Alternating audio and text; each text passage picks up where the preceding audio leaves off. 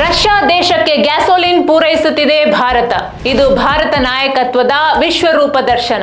Russia ತನ್ನ ದೇಶೀಯ ತೈಲ ಕೊರತೆಯನ್ನು ನೀಗಿಸಲು ಭಾರತದಿಂದ ಗ್ಯಾಸೋಲಿನ್ ಆಮದು ಮಾಡಿಕೊಳ್ಳಲಾರಂಭಿಸಿದೆ. ಈಗಾಗಲೇ ಕನಿಷ್ಠ 60,000 ಮೆಟ್ರಿಕ್ ಟನ್ ಗ್ಯಾಸೋಲಿನ್ ಭಾರತದಿಂದ ರಷ್ಯಾಕ್ಕೆ ಕಳುಹಿಸಲಾಗಿದೆ. 2 ಟ್ಯಾಂಕರ್ಗಳಲ್ಲಿ ಸರಕು ಕಳುಹಿಸಲಾಗಿದೆ ಎಂದು ಮೂಲಗಳು ಹೇಳ್ತಾ ಇವೆ.